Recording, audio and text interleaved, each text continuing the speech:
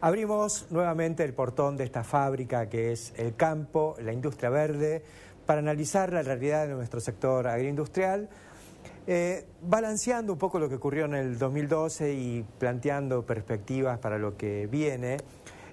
Vamos a conversar sobre uno de los aspectos más interesantes, más promisorios y a la vez más frustrantes de lo que ocurrió en el 2012, que es la cuestión del biodiesel. Cosa que vamos a charlar con Claudio Molina, director ejecutivo de la Asociación Argentina de Biocombustibles e Hidrógeno. Vamos a meternos en algunos temas técnicos y de agronegocios. Sorpresa, vamos a conversar sobre mozzarella de búfala, nada menos que con Javier González Fraga. Javier González Fraga es un conocido economista, ha sido presidente del Banco Central, candidato a vicepresidente, político. Pero lo queríamos ver en su faz de empresario de los agronegocios con el tema de la mozzarella de búfala, que él empezó hace ya muchos años. Queremos saber cómo ha evolucionado, dónde está parado con este negocio, qué perspectiva le está viendo en este momento.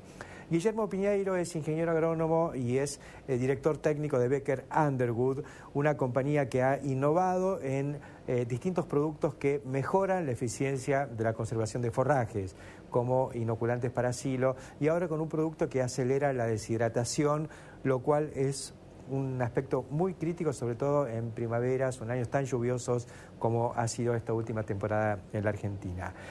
Vamos a conversar también con el ingeniero agrónomo Héctor Sendoya, experto en maquinaria agrícola, ha sido presidente de varias de las compañías más importantes de tractores y cosechadoras, compañías internacionales, y actualmente está involucrado con la cuestión de las orugas, que son un elemento también técnico clave para poder incursionar en equipos cada vez más grandes vinculados con la agricultura de escala, pero tratando de compensar o de atenuar el gravísimo problema de compactación que se padece hoy en toda la agricultura mundial y también en la Argentina. Estos son entonces los temas que vamos a compartir con todos ustedes en esta edición de El Campo, la Industria Verde. Ya volvemos.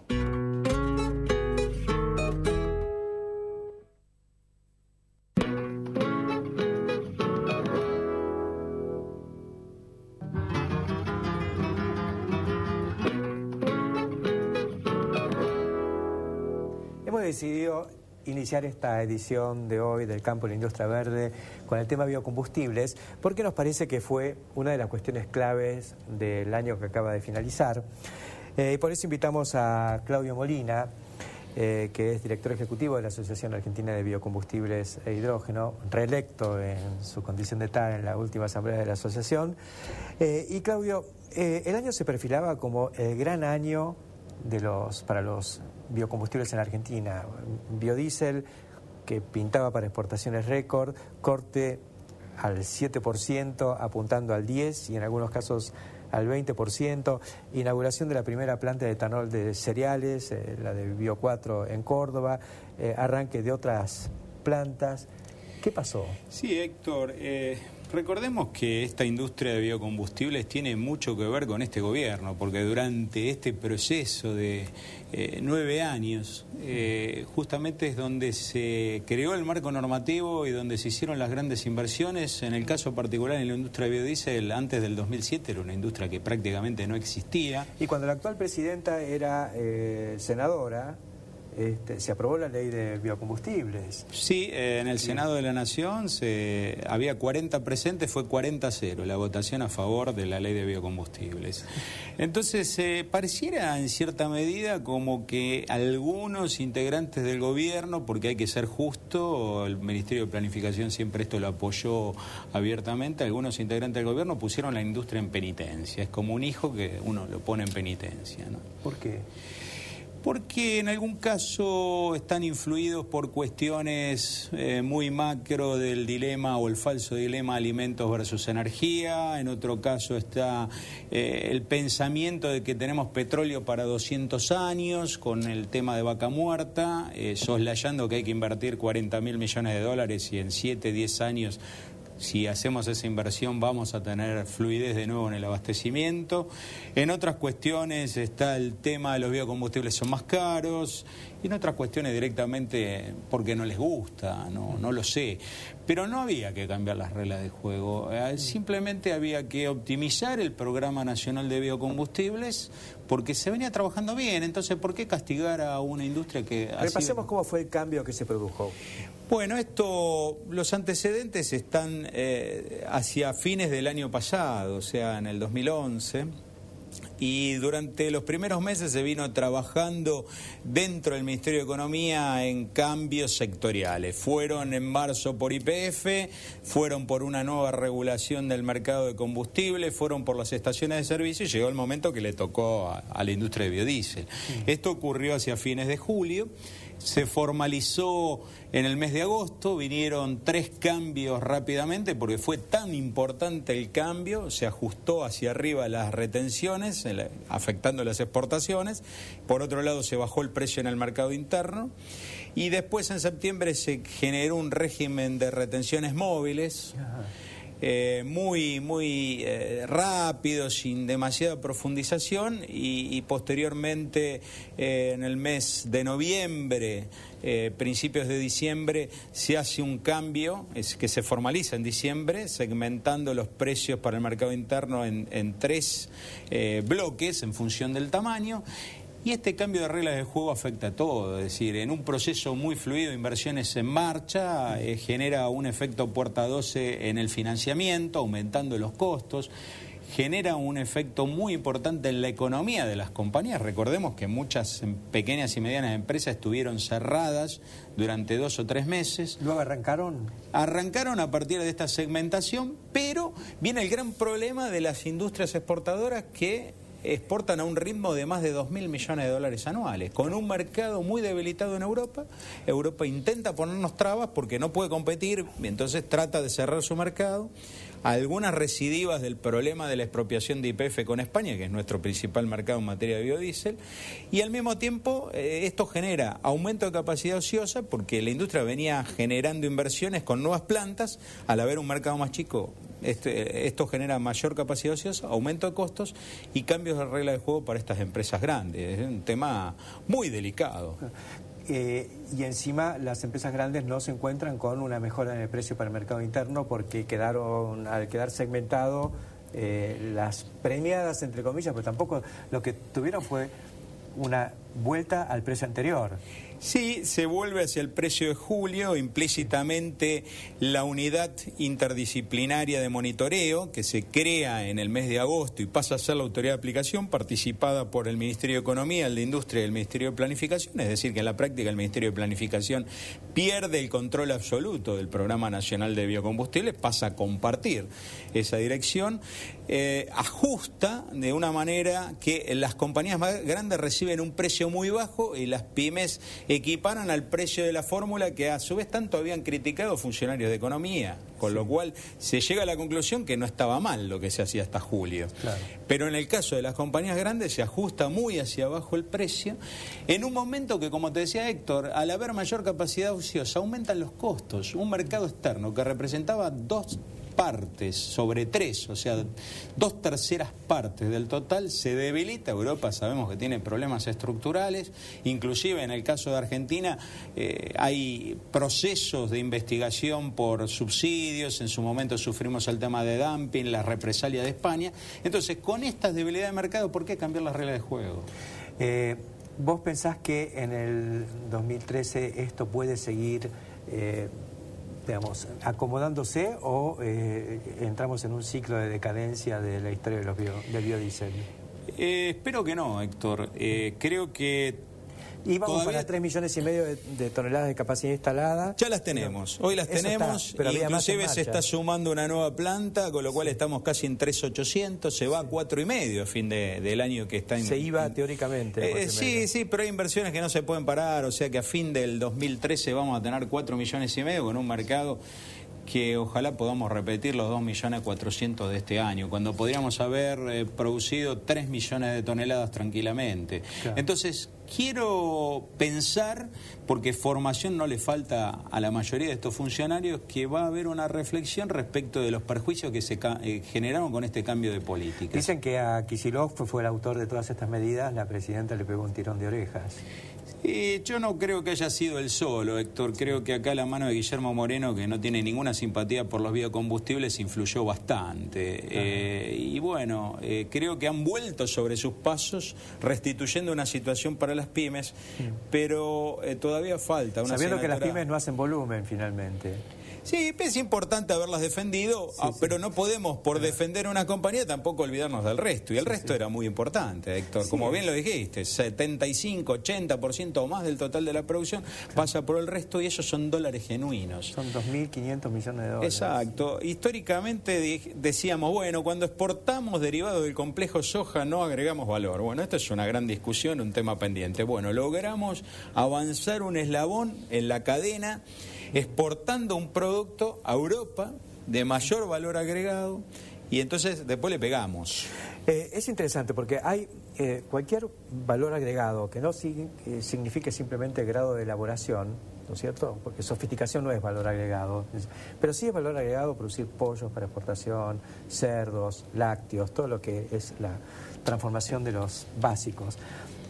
Pero durante 20 años, digamos, se hicieron enormes esfuerzos en la industria avícola, que me pareció extraordinario el desarrollo que tuvo, y se llega a exportar por entre 500 y 1.000 millones de dólares. En 3 años de exportación de biodiesel se llegó a los 2.500 millones. Sí, y esto fue incremental, porque si uno analiza las exportaciones de poroto, harina y aceites, ahora estamos en un mayor nivel. La posibilidad de haber agregado valor al aceite ha permitido también darle fluidez a la producción de harina. Estamos produciendo al mismo tiempo alimentos. Entre un 72 y 77% del total en el crushing es harina. Y además, la mayoría de estas plantas han sido inauguradas por altos funcionarios de este gobierno, inclusive por nuestra presidenta. Y la planta de biodiesel, concretamente, el año pasado, antes de las elecciones, se inauguró la planta. Inauguración y tras inauguración, y excelente que haya sido así, y hasta julio, con la administración del Ministerio de Planificación del programa, teníamos que hacer pequeños ajustes. Bueno, entonces apunto que el Ministerio de Economía trate de profundizar sobre el problema, porque formación no le falta, y volver para atrás algunas cuestiones que van a traer caja a largo plazo y también a corto plazo para este gobierno. No cabe ninguna duda, porque hay otro tema del que hemos hablado poco, de avanzar en la cadena con relación a los subproductos. Fíjate, Héctor, los proyectos ahí que están vinculados al tratamiento de glicerina y demás que vienen, y en el caso del etanol con los granos destilados.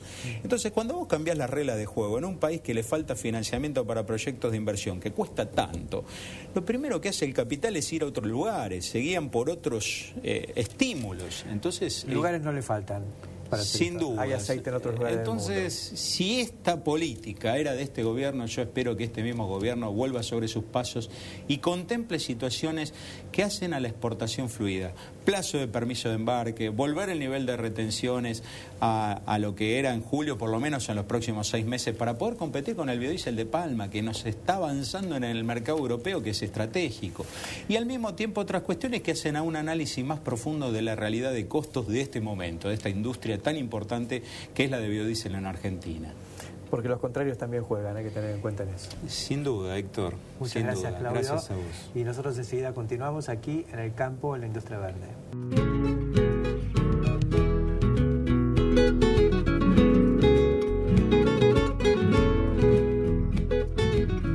Continuamos en el campo, en la industria verde. Y bueno, me di un gusto, hace mucho que quería hablar de un agronegocio muy particular, una especialidad, y en este caso es lo que ha desarrollado Javier González Fraga. Todos lo conocemos a Javier, ha sido presidente del Banco Central, economista, político, pero no vamos a hablar ni de economía ni de política, salvo de microeconomía, porque queremos que nos cuentes cómo es el negocio de la leche de búfalos, en lo que vos has sido pionero y estás desde hace muchos años. Sí, bueno, es un tema que empezó hace más de 25 años y te cuento, Héctor, cómo empezó. Yo salía de las ruinas griegas que están al sur de Nápoles, las de Paestum, harto de todas estas cosas de los capiteles y esa cosa un día de mucho calor. Era pleno plan austral en la Argentina, o sea, julio del 85, y de repente se me dio por probar las exquisitas mozzarellas de búfala que venden ahí en toda la zona cercana a Nápoles, y me pareció que era algo que merecía investigarse. Entonces empecé en ese año logré importar búfalas de Brasil con otros socios 4 años más tarde. Y me llevó algunos años empezar a domesticarlas y empezar a ordeñarlas. Empecé en el año 95, fíjate, 9 años después de la idea. Y por 15 años tuve el tambo más importante de la Argentina, más de 15 años, y uno de los más importantes del continente, por tamaño, por nivel de productividad, muy cerca a los niveles italianos. Tenemos promedio de producción entre 8 y 10 litros, que es como hablar de 30 litros en una vaca. ¿Todo el año? Todo el año, que es una muy buena pregunta porque es una particularidad. Hay tambos que aparecen y desaparecen porque la búfala tiende a estacionar su parición y por lo tanto te quedas sin leche entre octubre, noviembre y diciembre, que es cuando más la demanda de mozzarella existe. Y bueno, por supuesto, como todo agronegocio, te va bien o mal, dependiendo de una cantidad de otras cosas. Fue difícil difundir la mozzarella de búfala, aparecieron imitaciones, ¿Cómo es una imitación? Y una imitación está hecha con leche de vaca. Diciendo que de búfala. Y claro, porque como no hay controles y como no tenés un público que conozca esto, además también los supermercados te llevan a estirar la vida útil del producto en góndola, eso te obliga a poner algo de leche de vaca para estirársela, o sea, realmente distorsiones. Fíjate que en Italia nunca vas a conseguir una buena mozzarella de búfala en un supermercado, la vas a comprar en los mismos lugares donde se vende. En los Valenti. Claro, o en los Valenti y ni siquiera, casi en las propias fincas. Hay que ir ahí. Hay que ir a las fincas, porque los italianos saben que esa exquisitez dura 48 horas. Es como el pan, a nadie se le ocurre comprar pan para toda la semana o chorizos para consumir dentro de un... Bueno, esto es lo mismo, entonces hay toda una cultura que hay que imponer, pero bueno, hay una raíz italiana muy importante en nuestra cultura gastronómica en la Argentina y nos fue muy bien. Yo después me tuve que desprender, esto es sabido, hace más de 10 años o hace justo 10 años de la fábrica La Salamandra, pero me quedé con el tambo y seguí proveyendo leche de búfala en cantidades importantes, más de 200.000 litros al año a la empresa hasta hace pocos meses atrás. Hoy estoy como en una metamorfosis de lo que era un tambo en una cabaña y hoy me dedico a vender generar genética. La genética es una parte de la explicación de la alta producción, otra parte por supuesto la alimentación, pero la parte más importante es la mansedumbre, que se logra en generaciones. O sea, hoy tenés que convencer a una búfala, que es un animal bastante rústico, en que entre en una sala de ordeñe, que se deje ordeñar, que te entregue la leche, que va en contra de su naturaleza, por supuesto, y todo eso se logra con trabajo de amansamiento, con mucha gente con mucho cariño. Y también genética. Y también genética, por supuesto. Nosotros tenemos semen italiano, que hemos importado de Italia o de Brasil cuando se podía, y ese semen nos ha permitido mantener un muy alto nivel de productividad y muy buena genética. Por supuesto que también la parte sanitaria. Vos conocés muy bien este tema, es parte sanitaria, parte mansedumbre, parte alimentación y sobre todo genética, ¿no es cierto? La genética, se ha convertido la genética en bovinos y tengo entendido que el búfalo pertenece al reino de los bovinos. Sí, género. Sí. Vale. Y la Argentina ha logrado protocolos en distintos países para exportar genética. Sí. Yo creo que sería un tema interesante porque el mercado local, como siempre, es un mercado que puede estar limitado, salvo que de pronto la gente se entusiasme en producir esta especialidad. Bueno, muy recientemente se abrió el mercado uruguayo, cuando uno puede certificar que lo que tiene es genética de calidad. Uruguay bajó las barreras que tenía por la cuestión de aftosa. Vos te acordás que estaba prohibida la importación de bienes de animales en pie a Uruguay, y ahora se ha abierto, y esto es un tema interesante porque hay interés en Uruguay de tener búfalas lecheras desde hace años, sobre todo para abastecer el mercado muy sofisticado de Punta del Este, que coincide además su demanda con la máxima producción de estos animales, que justamente es durante el verano. O sea, habría también una coincidencia muy favorable para el desarrollo de todos los productos lácteos de la búfala. Yo me imagino, no sé, a lo mejor, seguro que lo tenés pensado, pero qué sé yo, la batalla, donde va todo el mundo, todo el verano. Bueno, lo que falta, tienen cabras, leche de ovejas, leche han de tenido vaca. interés en el pasado, ¿Sí? No sé si lo vuelven a tener, pero han tenido interés en el pasado, y no solo la batalla, hay varios tambos, hoy ya no hay solamente un... Bueno, López Mena, que lo hemos visitado y hemos hecho alguna nota con su tambo y fábrica El Talar, sus productos nuevos. Seguramente también tiene interés, y otros más también. Ajá. Hay varios que se han interesado. La lechería en Uruguay está creciendo mucho, y ese mercado de tanta capacidad adquisitiva, tan sofisticado, la posibilidad de exportar a Porto Alegre y a Sao Paulo, que está lleno de restaurantes italianos. Hay búfalas en Brasil, pero nunca se ha logrado una muy buena calidad de mozzarella de búfala, en parte por los pastos. Esto no tiene secretos. Ajá. La calidad de la mozzarella empieza con la calidad de las pasturas. Claro. Y esto es lo fundamental para producir esto, que a mí me sorprendió. Un italiano que me dijo, es la prueba que Dios existe, así de concreto. Me dice, la mozzarella de búfala, la prueba que Dios existe. Porque es algo tan especial y tan Es riquísimo, ¿no? Es realmente un placer. Es otra cosa. Creo que la característica es que hace un hilo que queda como cremoso adentro, ¿no? Bueno, yo soy medio torpe para explicar esto porque no conozco las palabras exactas, pero la molécula de la leche de búfala es mucho más grasosa que la de la leche de vaca. Grasosa quiere decir con más crema. Sí. Y por lo tanto, al ser un queso fresco, cuando uno muerde esta mozzarella, es como que estalla estas pequeñas partículas de crema que dan ese sabor que inunda la boca y da ese placer, ese gusto tan especial, tan fresco, tan de leche fuerte, de leche pura, de crema, que realmente, sobre todo, es demandado en verano, ¿no? Y un queso que además tiene la ventaja para el que lo produce, que se vende después de 48 horas, no hay que estacionarlo 6 meses, claro. Y tiene un precio muy alto para una humedad tan importante, o sea, estás vendiendo agua con una rentabilidad muy alta. Qué interesante. Decime, y cuando vos traías o traes semen de Italia, de Brasil y demás, sí. Ese semen no es sexado, así que te nacen machos también. ¿Qué destino tienen los machos? Bueno, los machos nosotros los engordamos y exportamos junto con otros socios. Hay un grupo de productores del Delta del Paraná que nos hemos autodenominado así, que somos alrededor de 5 productores que estamos cerca del Delta, y donde engordamos y se exporta a Alemania la carne, fundamentalmente a Alemania. Estamos abriendo el mercado holandés y el mercado francés también ahora, y estamos intentando abrir el mercado chileno, pero el cliente que tenemos hace muchos años es un cliente de Alemania, muy interesado en nuestro producto, nos demanda todo lo que le mandamos, por supuesto los 5 cortes más importantes, y hace 2 años se ha logrado la cuota Hilton. ¿Cuota Hilton para búfalos? Hay 200 toneladas. Cuando se llevó de 28.000 a 30.000, sí. Se apartaron 200 para cuota Hilton. Y eso es muy bueno porque nos evita los impuestos y mejora nuestros precios. En un mercado que está deprimido, Héctor, ¿no? Sí, el mercado Europa sí. Inclusive Alemania, no está pasando su mejor momento, pero es una carne que es mucho más sana, tiene mucho menos colesterol y tiene una calidad superior. En la Argentina se la castiga. Yo miraba el otro día en remates por televisión, que fue castigada como un 30%, un ternero búfalo frente a un ternero vacuno.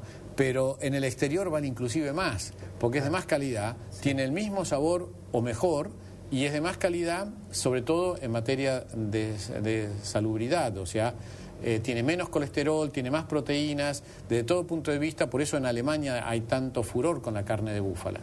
Qué notable, ¿no? 2 agronegocios en uno solo, sí. Con el búfalo para carne. Y también debería agregarse un tercero, que es el cuero. Ajá. El cuero de búfalo, porque la búfala no tiene glándulas sudoríparas, es como el hipopótamo, el rinoceronte, sí. No transpira. Por eso es anfibio. Claro. Es impermeable. Ahora es así de grueso, tiene 1,5 centímetros, casi 2 centímetros, entonces se necesitan máquinas especiales para tratarlo, pero el cuero de las Maseratis y de las Ferraris es cuero de búfalo. Mirá. Y a vos te habrá pasado de comprarte seguramente en Brasil por ahí una bota de búfalo que es impermeable, no como las de cuero vacuno que no es impermeable. Entonces también, si se lograse desarrollar el tema del búfalo en materia de cuero, sería carne, leche y cuero.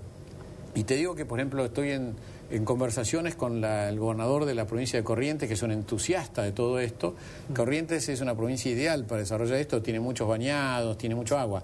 El búfalo, que nosotros llamamos búfalo, en inglés se llama water buffalo, búfalo de agua. Sí, sí, sí. Esto quiere decir que el búfalo, como vos dijiste, es anfibio, necesita el agua para refrescarse, para bajar la temperatura de su cuerpo, y es ideal para los esteros. Entonces sería un complemento ideal para una provincia que es importadora de carne del resto de las provincias y que podría desarrollar algo muy especial para el turismo también. Muchas gracias, Javier, por contarnos. Muchas gracias por interesarte en este tema, Héctor. Es realmente interesante y muy sabroso, y acá le veo a algunos que se les... Debería haber traído unas muestras, ¿no? Sí, nos van a reclamar. Bueno. Enseguida continuamos aquí en el campo, en la industria verde.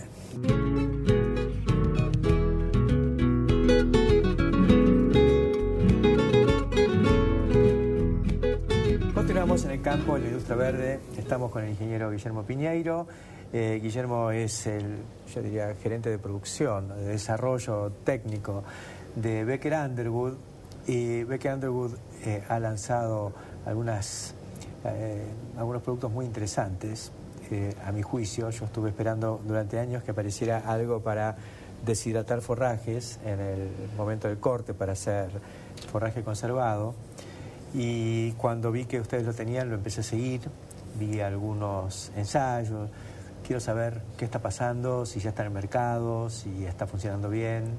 Sí, la verdad que el producto, que es a base de la bacteria Bacillus amelobulofaciens, ha tenido un muy buen efecto esta campaña de primavera, sobre todo, diría yo, por las características que tuvo de mucha lluvia, de cortos periodos de tiempo seco, digamos. Este fue un año terrible para conservar forraje, porque sí, cortabas hoy y mañana tenías... Sí. Tal cual. Y entonces, bueno, digamos, esta bacteria, este producto, al tener la capacidad de romper las células y permitir una mayor deshidratación, una mayor velocidad de deshidratación, en estas situaciones ayuda mucho, porque, digamos, al acortar el tiempo de deshidratación es una de las principales funciones que tiene. Y la otra función que, digamos, rompe un paradigma en los forrajes, porque hasta hoy, digamos, uno estaba acostumbrado a hacer un ensilado con 20% de materia seca, sí, y con el uso de Bacillus amelobulofaciens podemos estar haciendo un heno con alrededor de 25-27% de humedad. Con el mismo tiempo, en el mismo periodo de secado. Digamos, aceleramos el secado, sí, e inclusive enificamos con más humedad, con lo cual acortamos más los tiempos. Claro. O sea que realmente este efecto fungicida que tiene, un fungicida biológico, ajá, evita el desarrollo de los hongos, que es lo que haría que un rollo se arda, ¿no?, en el término popular. ¿Cuánto se aplica? ¿Antes de cortar, durante el corte o después del corte? Sí, las condiciones ideales serían antes o durante el corte, digamos. Sí. Porque, digamos, la bacteria tiene que tener un tiempo de actuar sobre el forraje, digamos. Sobre el forraje vivo. Sobre el forraje vivo, o lo aplicamos, por ejemplo, y lo cortamos al forraje. Sí. Sería como lo ideal, digamos, ¿no? En el momento del corte. En el momento del corte. Sí. Digamos, estamos haciendo algunos ensayos como para montar algún equipo en alguna segadora o alguna cuestión, pero bueno, eso es materia de estudio. Hoy sí, lo que hacemos se aplica como cualquier producto que se aplica sobre un forraje y luego se corta. Ajá. Y a las X horas eso ya está en condiciones de ser... Eso comienza a funcionar inmediatamente. Sí. Y si, para que el productor se haga una idea, por ejemplo, si normalmente tardábamos 4 días en enificar un heno, sí, hoy en 3 días, 2 días y medio podemos estar enificando sin problemas. Ajá. Con mayor calidad, porque ya que al frenar todos los procesos de respiración natural de la planta y acortar el periodo, dejamos de perder azúcares, inclusive, sí, al enificar con más humedad se conserva igual. Se conserva igual y conservamos más cantidad de hojas, que es donde tenemos la mayoría de los nutrientes digeribles para el animal. Eso en el caso de leguminosas. ¿Funciona para leguminosas y para gramíneas o para asociadas? Correcto. En las gramíneas, digamos, el tiempo de secado es aún mayor, digamos. Siempre las más difíciles de secar, uno conoce, son las leguminosas, con lo cual en gramíneas seca un poco, o la velocidad o la tasa de deshidratación es mayor que en una leguminosa, con lo cual funciona muy bien también en una gramínea. ¿Cómo fue recibido el producto en el mercado? Mirá, muy bien, con mucha demanda, con muchas consultas, con mucho interés. De hecho, bueno, en la mayoría de universidades, inclusive en INTA, seguimos haciendo ensayos para generar más información. Pero a nivel productor hemos tenido muy buena aceptación. Este es, yo diría, la segunda generación de productos así que estaba reclamando la tecnología de enificación y silaje, ¿no? Sí, el primero fue el lactosilo. El lactosilo. ¿Qué está pasando con eso? Bueno, el lactosilo realmente viene funcionando muy muy bien. Yo diría que tanto enosilo como lactosilo son productos que el productor que lo usa lo vuelve a utilizar, digamos. ¿No? Son tecnologías, digamos, si bien tenemos que tener cuidado en su implementación, porque son tecnologías nuevas, quien lo utiliza lo vuelve a usar. En el caso del lactosilo viene funcionando muy muy bien, porque bueno, digamos, las campañas de primavera son ensilajes difíciles de lograr, con lo cual la inoculación es fundamental, yo diría hoy en día, ¿no? Sí, yo creo que ya llegó para quedarse. ¿Hay alguna innovación dentro de esto? Esto ya tiene 5 o 6 años en el mercado. Sí, estamos desde fines de 2005, con lo cual tenemos una buena trayectoria dentro del mercado, ¿no? El mercado local. Sí. Bueno, lo que se viene, sobre todo para la campaña de verano, que sería, digamos, la evolución del lactosilo, que se va a llamar Lactosilo Gold, que es incorporarle al pool de bacterias que tenía el lactosilo, que funcionan muy bien en la fermentación, agregar una bacteria más, que es el Lactobacillus bushneri, que funciona evitando el calentamiento de los silajes. La posfermentación, cuando se abre el silo y que eso es tan clásico.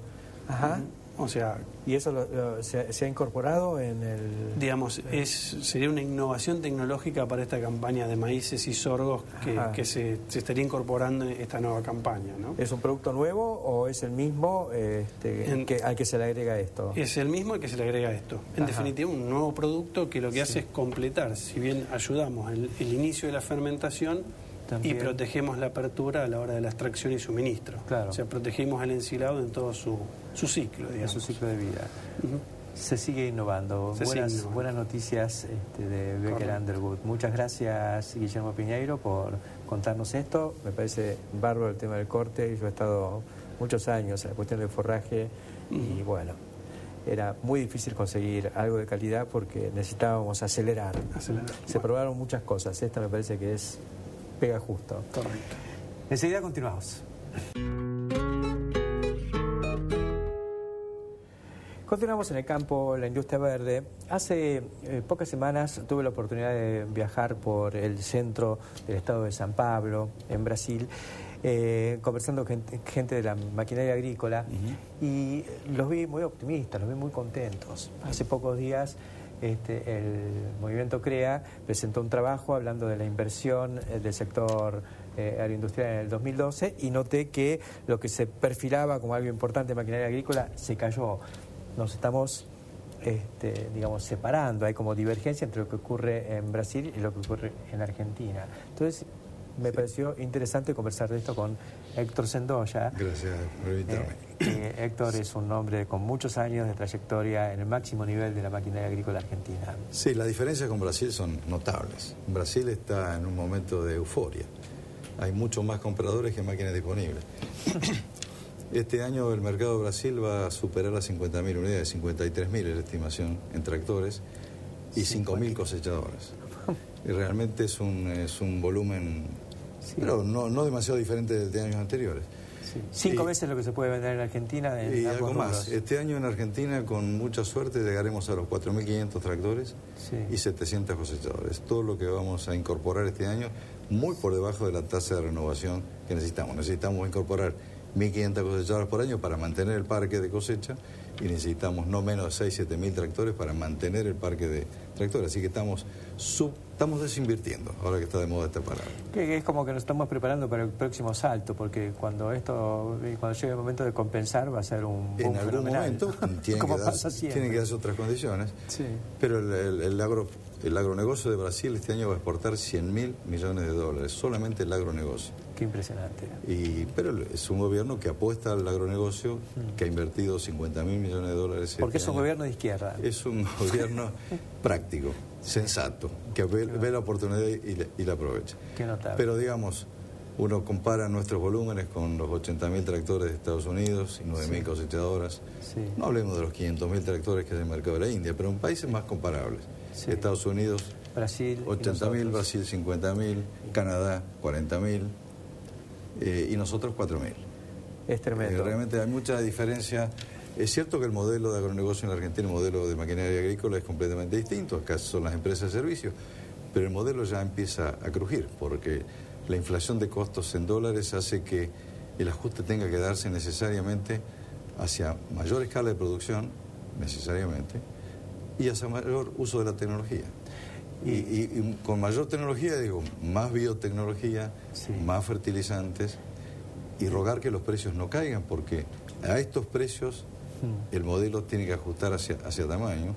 Me imagino lo que sería con un escenario de precios que vayan a la baja. Así que entre las tecnologías que tenemos que desarrollar, obviamente la biotecnología, utilizar mayor fertilizante y evitar por todos los medios posibles la compactación. Y ahí es donde el tema de las orugas de goma, que viene a incorporar una nueva visión de lo que es el uso de maquinarias súper grandes, súper pesadas y la necesidad de que no compacten, puede ser una aplicación muy interesante. Es interesante porque te va llevando todo este análisis que haces a que, como siempre, el sistema agroindustrial argentino huye hacia adelante. Y huir hacia adelante en este caso es más escala, más tecnología. Y escala es tamaño, maquinaria agrícola. Escala es tamaño, y son cosechadoras que ya pesan 25.000 kilos, y son tractores enormes, y son sembradoras enormes, y todas las graneleras de 30.000 kilos, y todo eso genera compactación. Entonces, si la compactación llega a un grado tal que hay que volver a roturar, se termina el ciclo virtuoso de la siembra directa. Así que me parece que no hay suficiente conciencia de que estamos ya acercándonos a un nivel de compactación tal que va a requerir algún tipo de decisión, por lo menos en el sentido de no aumentarla y hasta disminuirla. Y en ese sentido, las orugas van en esa dirección. Hasta ahora las orugas han aparecido como bomberos, digamos, en el caso de inundación, arroceras y demás. Vos lo que estás viendo es que van a volver. Este año particularmente va a ser un año muy complicado al momento de cosecha, con exceso de humedad, pero esa no es la mayor visión. Mirando a largo plazo, las orugas es la solución única que hay disponible para poder seguir utilizando equipos grandes. Las alternativas son los equipos más pequeños o equipos grandes, pero con sistemas de sustentación que compacten menos, hasta 4 veces menos que lo que compacta un neumático. ¿Esa es la diferencia que hay entre una oruga y un neumático? Por lo menos hasta 4 veces menos.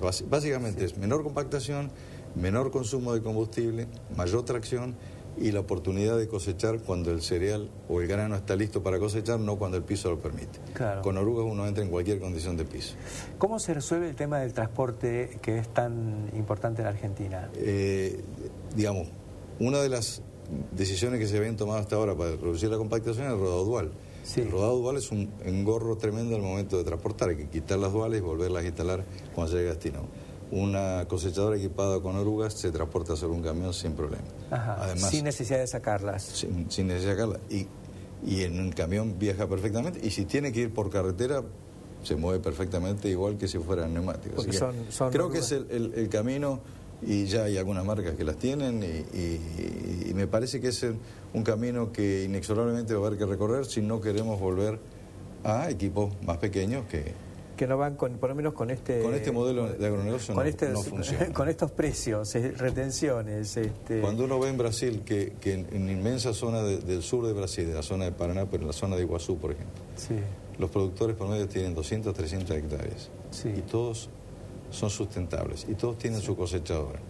Evidentemente es un modelo de agronegocio diferente, donde no hay retenciones y donde los costos en dólares están controlados. Así que, digamos, el modelo que hemos elegido, o que lamentablemente nos tenemos por delante, exige mayor concentración, mayor tamaño, mayor escala, máquinas más pesadas y evitar la compactación por todos los medios. Y esa es la alternativa. Nosotros vimos y nos llamó mucho la atención en el último Farm Progress Show esta preocupación también por las orugas. Y creo que estaba relacionado exactamente con lo mismo, el tema de compactación estaba... Mira, ya afortunadamente ya hay orugas en Uruguay, en Paraguay, en Bolivia y en Chile. Y no para arroceras. No para arroceras, no, para grandes cultivos, máquinas de producción, máquinas de cosecha de grano.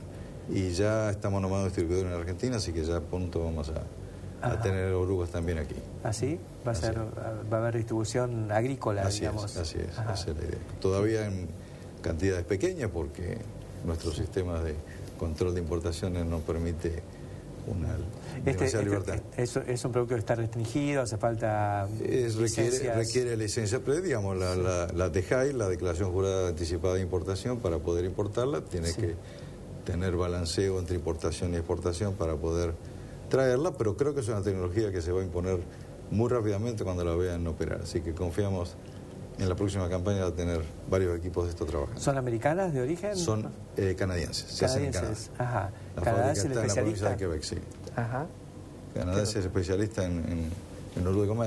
Y esta fábrica con la cual yo trabajo, que se llama SUSI, fabrica no solamente los bastidores y el diseño de orugas, sino que fabrica las bandas de goma. Ellos fabrican para aplicaciones militares, para aplicaciones de nieve, para todo tipo de aplicaciones. Así que realmente dominan la tecnología de la banda de caucho. Es más que interesante. Yo creo que acá, además, bueno, vos lo mencionaste, pero es cosechadoras, tractores y equipos complementarios, ¿no? Los carros de arrastre, que también estamos buscando carros. Y lo próximo que viene, las pulverizadoras, que son las máquinas que paradójicamente más compactas. Sí, porque son grandes pesos en bandas angostas, ruedas muy finas. Así que eso creo que cuando la gente además pasa muchas veces por año por el mismo lote. Así que creo que cuando se tome conciencia de eso, el camino hacia la oruga es un camino ¿Pero de vida. ¿hay orugas angostas o...? Hay orugas desde 12 pulgadas hacia adelante. 12 pulgadas o 40 centímetros. Lo interesante no solamente es el ancho, que sí es importante, pero toda la superficie de contacto, porque es una huella larga. Claro. Con lo cual la presión específica puede ser hasta 4 veces menos que el neumático equivalente que va en la máquina. Que apoyan. Pero en la pulverizadora yo creo que lo más importante es el largo, ¿no? Más que el ancho, porque siempre van a querer que pase... Por eso hay bandas desde 12 pulgadas. Ajá, qué interesante. Así que es una tecnología que creo que pronto va a ser una cosa normal. ¿Cuál es el costo de un juego de orugas para una cosechadora? Un juego de orugas puesto en Canadá vale al público $68.000. Ajá, es un precio. Es un precio. Sí. Pero la máquina esa sobre la que vale 400.000. Esas orugas son para toda la vida, porque uno las usa en una máquina, después cuando se deshace de la máquina las conserva y pasan a la siguiente. Interesante. Así que digamos, es cambiar un paradigma y me parece a mí que es un cambio que llegó para quedarse. De a poco, y la gente va a ir descubriendo las ventajas que tiene. Tenemos mucho para seguir adelante. Estoy seguro que si hay un país en el que se va a experimentar con esto es la Argentina, porque tenemos la superficie, la siembra directa y la preocupación por la compactación. Y la necesidad de no compactar más. Sí. Muchas gracias Héctor. Por invitarme. Y enseguida continuamos aquí en el campo, la industria verde. A modo de reflexión final de esta edición del campo, la industria verde, si usted está esperando algún comentario político, algún comentario con voltaje en relación con todas las cosas que están pasando, quizá salga frustrado, porque voy a hablar un poquito de lo que recién conversábamos con Héctor Sendoya. Héctor nos planteaba uno de los problemas fundamentales de la agricultura de hoy a nivel mundial y en la Argentina, que es el de la compactación como consecuencia de la necesidad de equipos de cada vez mayor tamaño y mayor escala, digamos, ser eficientes, significa y está relacionado con la capacidad de trabajo de nuestros equipos, en un marco en el que también estamos padeciendo la carencia de mano de obra especializada. Entonces la tendencia natural en las empresas agropecuarias, los contratistas y demás, es a tener menos máquinas para aprovechar la gente más capacitada y en consecuencia equipos más grandes. Ahora, esto nos lleva a colosos que se van haciendo poco a poco incompatibles con la cuestión del cuidado del suelo. Estamos metiendo mucho fierro y yo creo que aquí se plantean dos cosas. La solución que nos ofrecía Sendoya, que está proponiendo las orugas de goma, que han evolucionado muchísimo y que constituyen concretamente una alternativa, pero también la idea y el necesario debate acerca de cómo vamos saliendo de la edad de hierro, porque el hierro es lo pesado. Hemos conversado a lo largo del año pasado, más de una oportunidad, con la gente que está haciendo los barrales de fibra de carbono para pulverizadoras, alivianándolas drásticamente. Pasamos de barrales de 24 o 30 metros que pesan más de 1000 kilos a barrales de 36 metros que pesan 250 o 300 kilos. Eso cambia totalmente el comportamiento de la máquina y tiene una incidencia fundamental en la pisada, digamos, en la compactación de los suelos. Uno de los temas que nos planteaba Sendoya, las máquinas que más compactan son precisamente las pulverizadoras. Primero porque son las que más veces pasan y después porque tienen ruedas angostas para evitar mucha pisada sobre el cultivo. Bueno, quizá el desideratum sea ponerle orugas a una máquina de carbono y que no sea solo por ahí la fibra de carbono del barral, sino también otros componentes que podrán ir al aluminio como paso intermedio y finalmente al carbono cuando se abarate de modo tal de que permita una utilización más masiva. Pero lo interesante es que todas estas innovaciones, tanto las orugas que ahora está trayendo Sendoya, como la fibra de carbono, se están produciendo en el país, ya están disponibles.